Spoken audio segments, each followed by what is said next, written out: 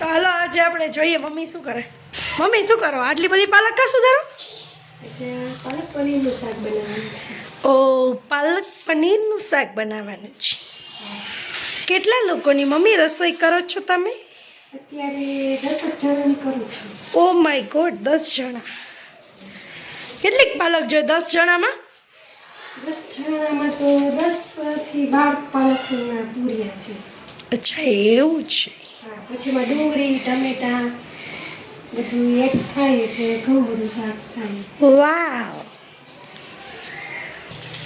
ચલો હજી મમ્મી એનો ક્રશ કરવાનો હોય છે? હજી પહેલા પાણીમાં ધોઈ બાફી પછી એનો ક્રશ કરવાનો. અચ્છા એવું છે.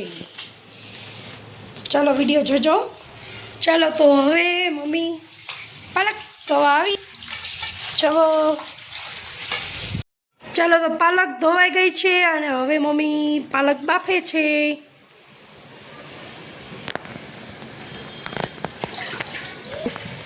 અને આ હજી એક વાત જો, બાફવામાં અમે લોકોએ પાણી નથી નાખ્યું કેમ કે આપણે ધોયેલી જ હોય એટલે પાલક ઓલરેડી બફાઈ જાય એટલે પાણી થઈ જ જાય. ચાલો તો હવે તેલ એડ કરીશું અને ટમેટાં અને ડુંગળીનું ગ્રેવી થઈ ગયું છે. તો અને આ પણ આપણે બાફવા મેલી દીધું છે. જો થોડું બફાઈ ગયું છે. આદુનું વઘાર કરશું. તેલ આવી ગયો મમ્મી? જોઈ લેશું તેલ આવી ગયું છે કે નહીં. ફૂલ આવી ગયું છે. થઈ ગયું છે. હિંગ નાખી આપણે તેલ વઘાર કરી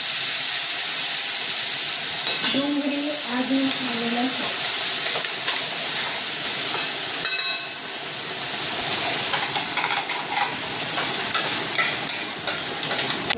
ચાલો હવે ગ્રેવીમાં મીઠું નાખે છે અને આપણે જો પાલકનું પણ ગ્રેવી થઈ ગયું છે.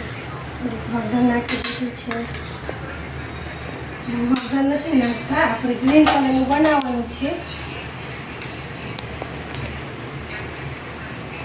ચટણી નાખી કે એમાં લીલા મરચાં તીખા નાખ્યા છે એટલે ચટણી આપણે કોઈ નાખીશું.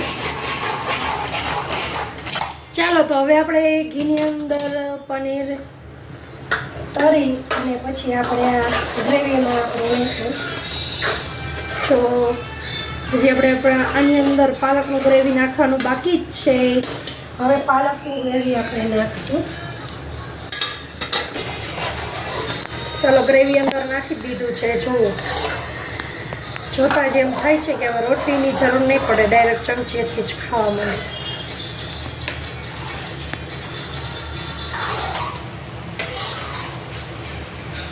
કેવું લાલ કલર હતું, સાઈડમાં લીલો હતો પણ એકદમ ગ્રીન કલર બની ગયું.